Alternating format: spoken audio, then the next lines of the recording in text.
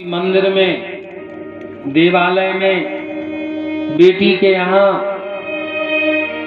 कुछ ना कुछ लेके जाओ। कथा में भी कुछ ना कुछ लेके जाना चाहिए। कुछ नहीं है अगर तो तुलसी दल ही चढ़ाओ पोथी पे, लेकिन खाली हाथ नहीं।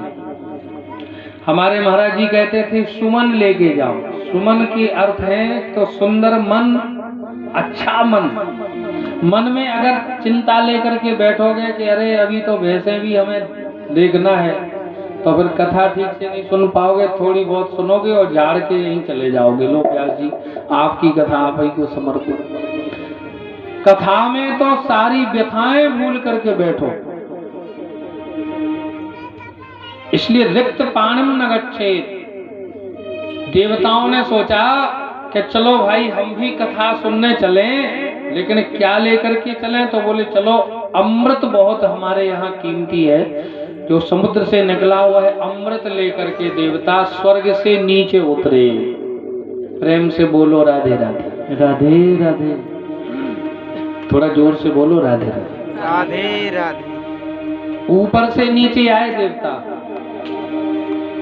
सुखदेव जी को प्रणाम करके और बोले भगवान एक प्रार्थना है। क्या प्रार्थना है? बोले हम चाहते हैं देवता कि ये अमृत जो है ये परीक्षित जी को पिला दीजिए, और कथामृत, बोले ये कथामृत हम देवताओं को पिला दीजिए। ध्यान से सुनना मिश्रा जी। सुखदेव जी ने परीक्षित जी से पूछा बताओ राजन क्या पीना चाहते हो? परीक्षित जी बोले गुरु जी जो पीने में फायदा हो वो पिलाओ। है? परीक्षित जी ने कहा हम तो आपकी शरण में हैं, आप हमारे गुरुदेव हैं, कृपा करो जो आप पिलाना चाहते हो वही पिलाओ।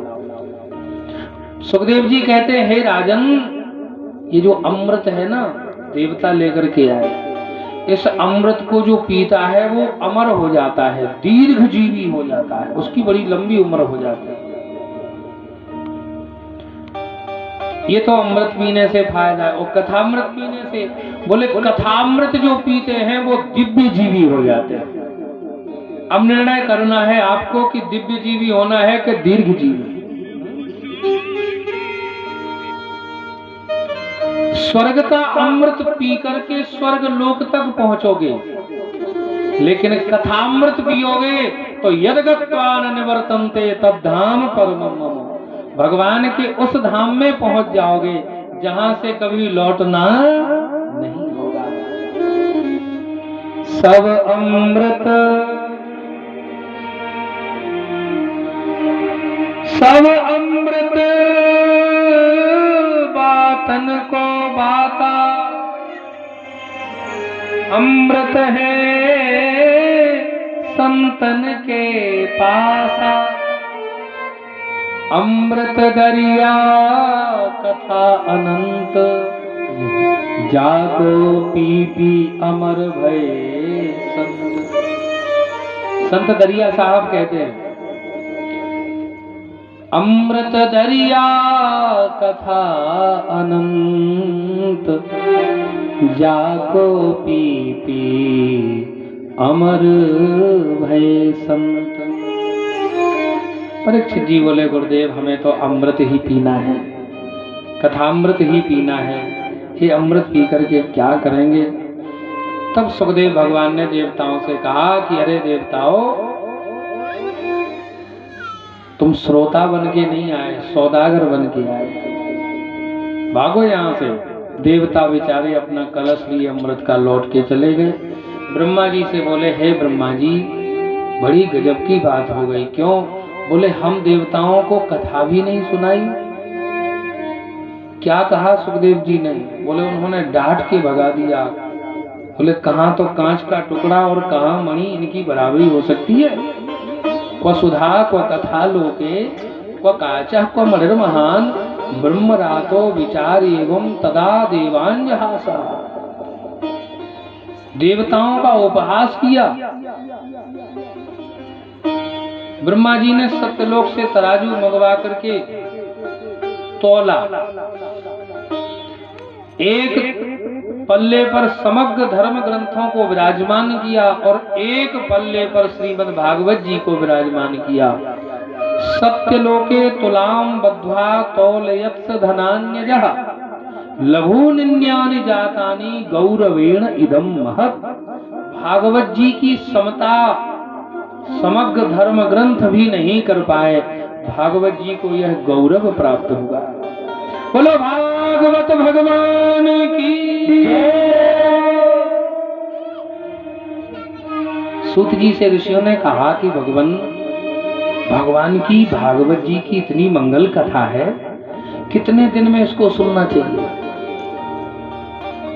अरे बोले भैया, हरि अनंत हरि कथा अनंता, कहीं सुनहि बहु विधि सब संता।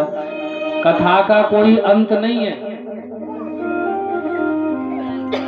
एक संत कहा करते थे, बोले कथा और मठा है, जितना चाहो उतना बढ़ जाए। ज्यादा मठा लेने वाले आने लगते हैं ना, किसी के घर में मठा जब होता है तो मोहल्ले वाले आते हैं अपना अपना पात्र लेकर के, हमें भी मठा चाहिए। हमारे कनक भवन में तो लाइन लग जाती मठा लेने वालों। तो हम लोग क्या करते, उस मटकिया में एक कलसा और पानी डाल दिया और डाल दिया, ले जाओ पूरे मोहल्ला भर, कितना चाहिए। ऐसे ही तो भागवत की कथा है, भगवान की कथा है। अगर श्रोताओं का मन अच्छा दिख रहा है तो भाव तो अनेक हैं, अनंत हैं, कथाएं अनंत हैं, कथा बढ़ जाती है। और अगर श्रोताओं को बाबा जी भरने लगते ऐसे ऐसे, और जम्हाई आई और श्रोता उठे, तो हम लोग भी कहते कि चलो कथा की जो विधि है, समास और व्यास, समास माने संक्षिप्त विधि से भी कथा हो जाती है, विस्तार से भी हो जाती है। इसलिए वस्तुतः भगवान की कथा तो अनंत है। यद्यपि ब्रह्म संबंधाच्युतमेतर सुदर्शिनः सप्ताह श्रवण विधि कुमारैस्तस्य भाषिता। लेकिन जो सप्ताह की विधि है वो सनकादि ऋषियों ने देवर्षि नारद को बताई। ऋषियों ने कहा महाराज बड़ी गजब की बात है। क्यों? बोले हमने सुना है कि देवर्षि नारद तो एक जगह ज्यादा दिनों तक ठहरते ही नहीं है, और सनकादिक महात्मा ये सर्वत्र विचरण करते नहीं है, तो इनका मंगलमय मिलन कहाँ हुआ? कृपा करके बताएं। ध्यान से सुनना, बोलो राधे राधे। राधे राधे। सूत जी कहते ऋषियों, बहुत पवित्र एक प्रसंग हम आपको बताते हैं। एक बार की बात है कि एकदा हि विशालायां चत्वार ऋषयो मलाः सत्संगार्थं समायातो ददृशुस्तत्र नारदम्। एक बार की बात है, बद्रीनाथ क्षेत्र में विशालापुरी में सनक, सनंदन, सनातन और सनत कुमार, ये चारों महात्मा सत्संग के लिए आए। बैठ करके सत्संग कर रहे थे। कितनी बढ़िया महाराज उनकी विधा है। एक वक्ता हो जाता और 3 श्रोता बन के बैठ जाते। बोलो राधे राधे। राधे राधे। और उनमें से सब कथा कह लेते हैं और सब अच्छे श्रोता हैं। जो अच्छे श्रोता होते हैं, हमारे महाराज जी कहते थे, वही अच्छे वक्ता बन पाते हैं।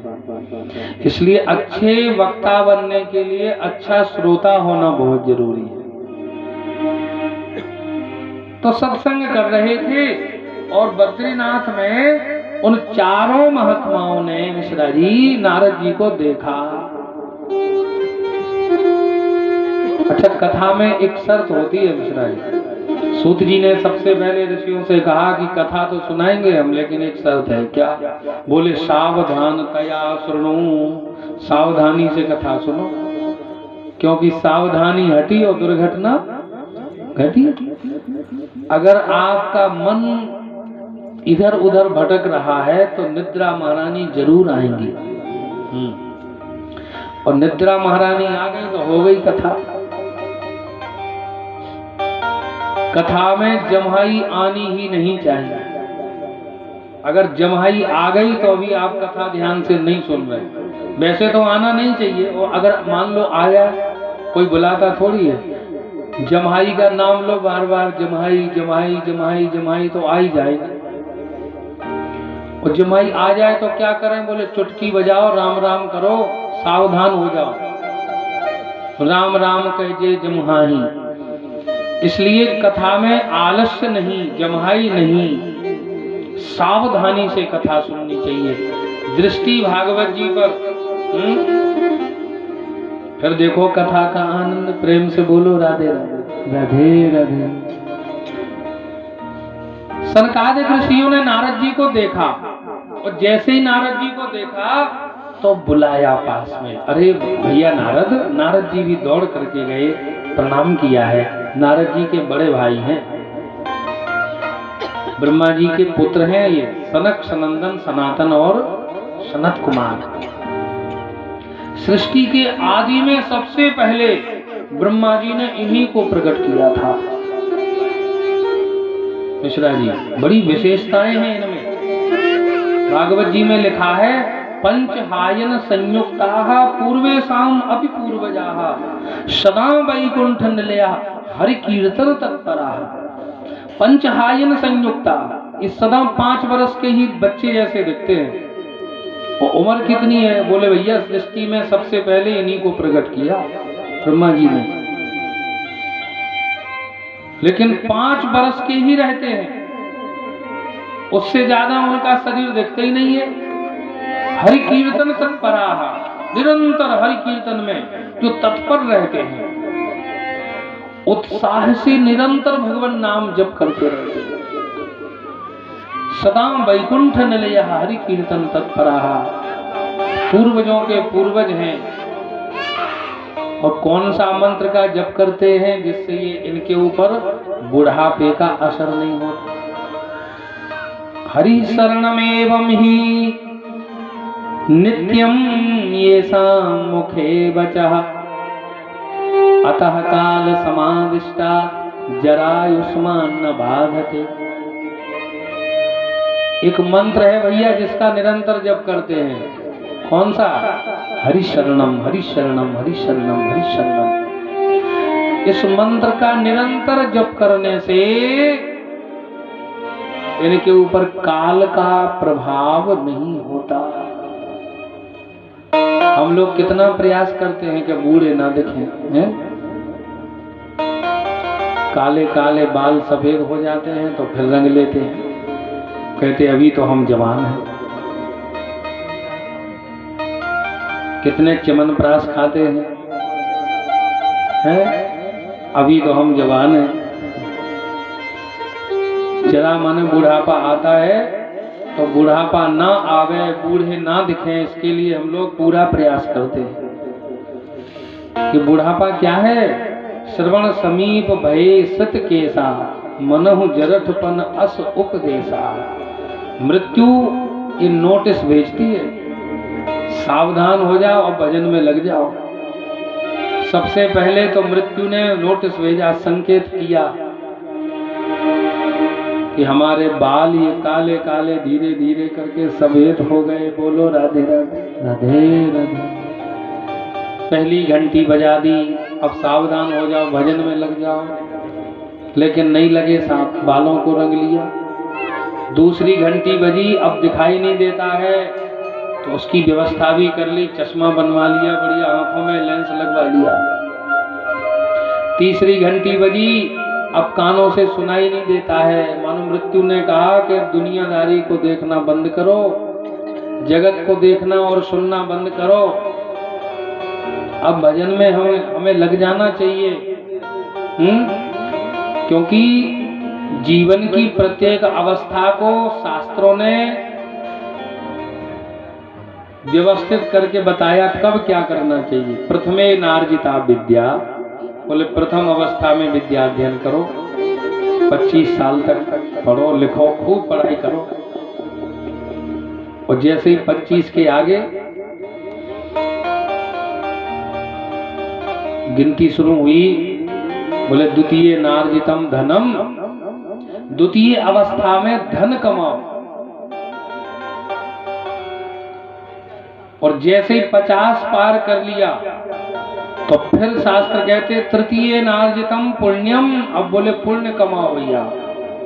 है गिनती शुरू होती ना 51, 51 वन का संकेत मिलता है।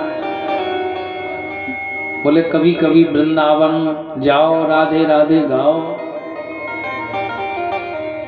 क्यों? बोले चतुर्थे किम करिष्यति, चतुर्थ अवस्था में कुछ नहीं होगा। अंगम गलितम पलितम मुंडम दसन विहीनम जातम तुंडम, वृद्धो याति गृहीत्वा दन्नम तदप न मुंचत आशा पिंडम। शंकराचार्य जी कहते हैं भज गोविंदम गोविंदम भज मूढ़ मते। नाक से बहेगा नाला, आंखों पर पड़ेगा जाला, लाठी से पड़ेगा पाला जरा जिंदगानी में। चतुर्थे किम करिष्यति, कोई बात नहीं। मृत्यु ने खूब घंटियां बजाई, लेकिन मृत्यु ने कहा अब घंटी नहीं बजेगी, अब बजेगा क्या बजेगा? घंटा। कैसे बजेगा? बोले जिस दिन घंटा बजता है भैया तो आया है सो जाएगा,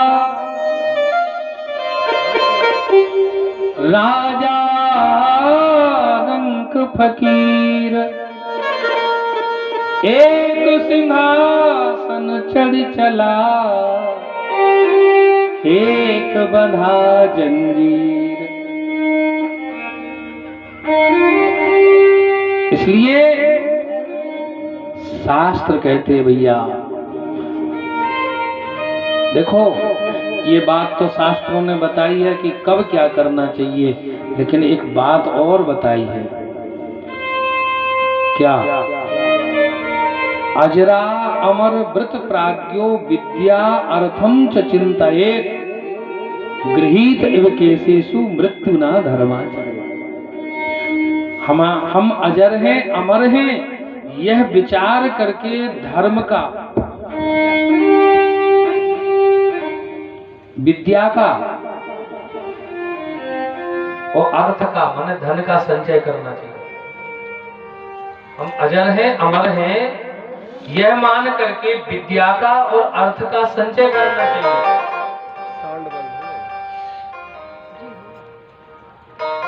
गृहीत एव केसेषु मृत्यु न धर्माचरेत्। मृत्यु देवता ने हमारी चोटी पकड़ ली है, शिखा पकड़ रखी है, कब झटका दे दे कोई ठिकाना नहीं। यह विचार करके भजन करना चाहिए, यह विचार करके धर्म का पालन करना चाहिए। इसलिए निरंतर 24 घंटे जप करते हैं हरि शरणम हरि शरणम हरि शरणम हरि शरणम हरि शरणम। आइए सभी लोग हरि शरणम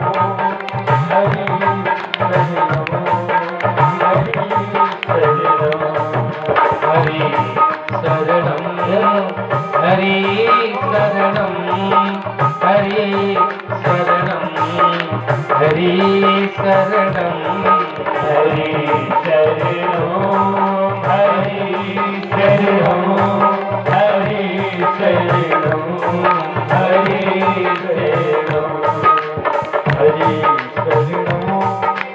हरि शरणम हरि शरणम। हरि बोल। सभी लोग गाइए।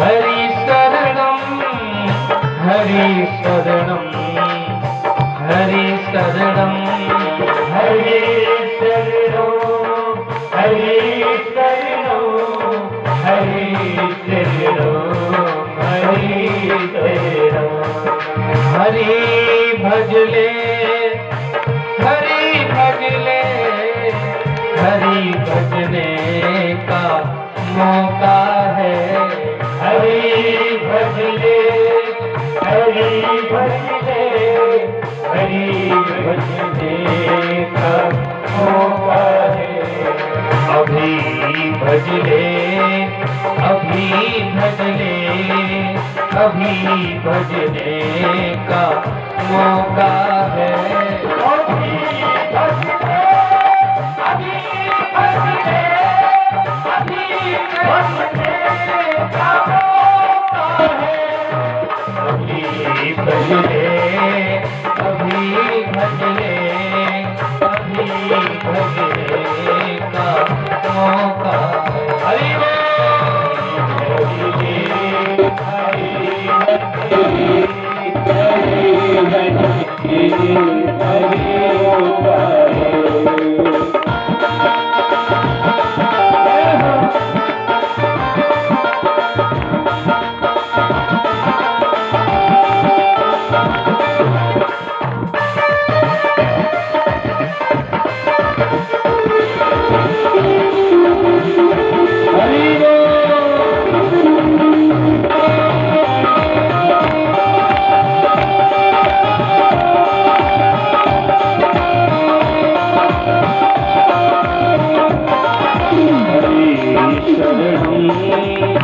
हरि शरणम हरि शरणम हरि शरणम हरि शरणम हरि शरणम हरि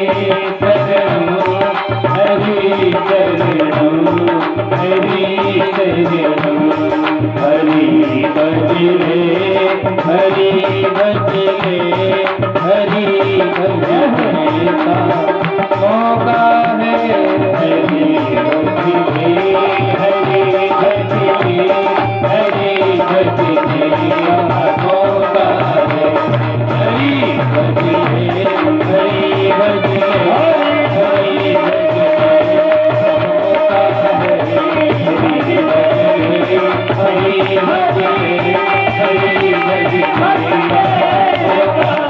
मौका है हरि भजले हरि भजले हरि भजने का मौका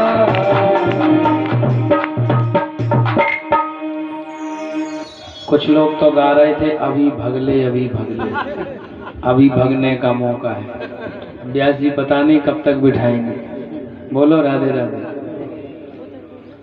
तो इस महामंत्र का हरिशरणम का जप करने से सनकादिक ऋषि निरंतर महाराज 5 बरस के रहते हैं जरा आयुष्मान न बाधते सूत जी कहते हैं कि हे ऋषियों देवर्षि नारद ने प्रणाम किया और नारद जी से सनकादिक ऋषियों ने पूछा बहुत ध्यान से सुने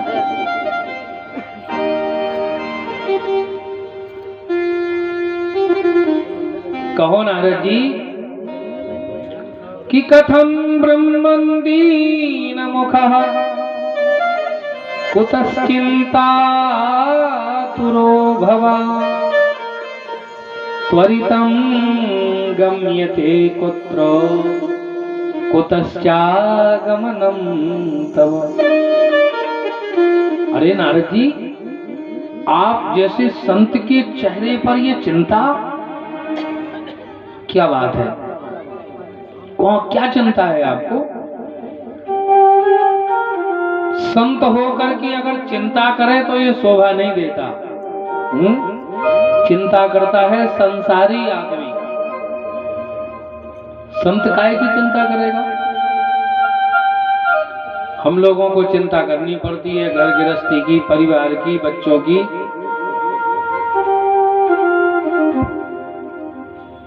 संत कभी चिंता नहीं संत तो चिंतन करते भगवान का भजन करते चिंता करे भलाई हमारी इस झूठे जंजाल से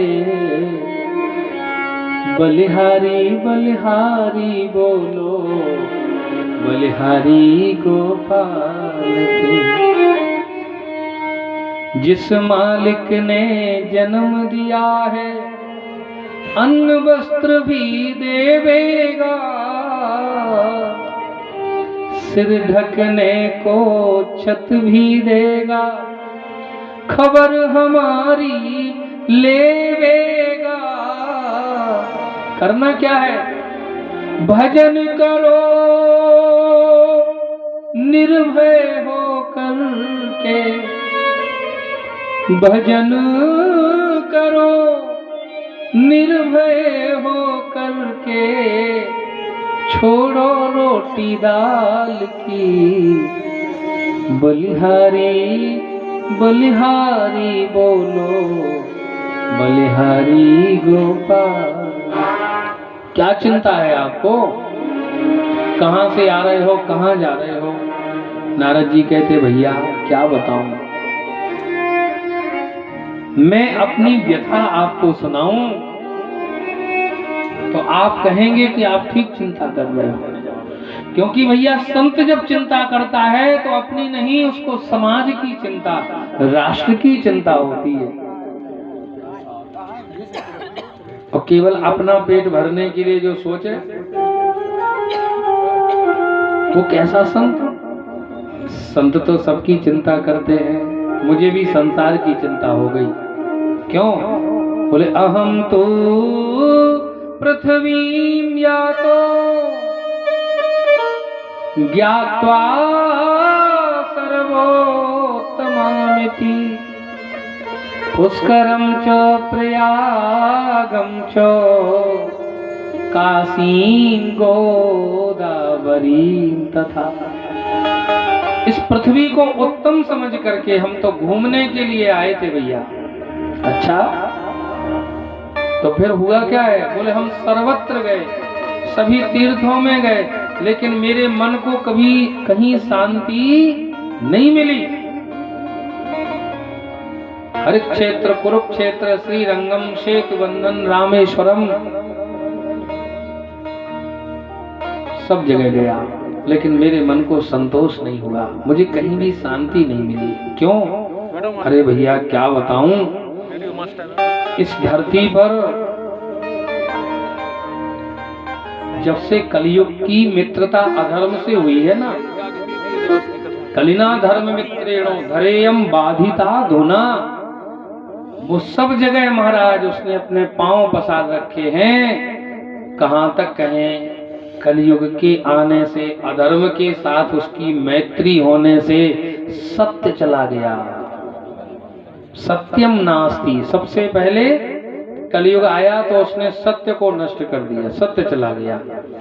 और हमारे एक मित्र कहा करते, बोले भैया जब से मोबाइल फोन आया तब से तो महाराज जिसके पास मोबाइल है वो कहे कि हम कभी झूठ नहीं बोलते, ये हो ही नहीं सकता है।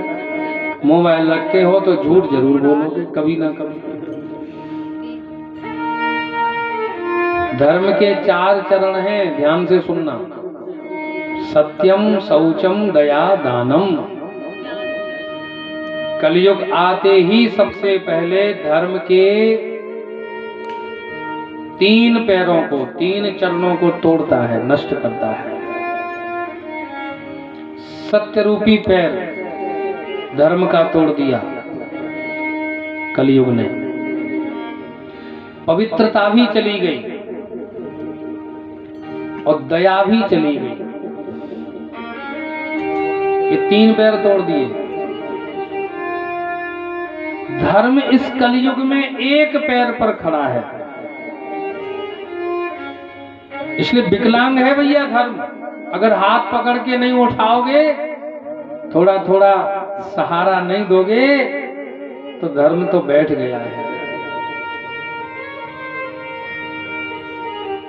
किन्हीं महापुरुषों के मन में ये भाव होता है कि चलो भैया कथा सुन लें, कि चलो भागवत जी का आयोजन करा लें, नहीं तो कहाँ समय है लोगों को। हैं 24 घंटे लक्ष्मी के पीछे दौड़ रहे हैं, धन के पीछे। होड़ लगी है धन कमाने की महाराज। केवल एक पैर पर धर्म खड़ा है और उसका नाम है दान। प्रगट चार पग धर्म के कलिमोह एक प्रधान, एन केन विधि दीने दान करे कल्याण। एक पैर पर सत्य चला गया, पवित्रता चली गई, दया भी चली गई कलयुग में। दया धर्म का मूल है, जड़ है। श्री मलुकदास जी महाराज तो बड़ी सुंदर बात कहते हैं, एक दया अरुदीनता ले रहिए भाई, शरण गहे की पीर देखहि रघुराई। भागवत जी में सूत्र है मिश्रा जी, भगवान को प्रसन्न करने के 3 सूत्र बताए भागवत जी में। दयया सर्वभूतेषु, दयया सर्वभूतेषु संतुष्ट्या येन केन वा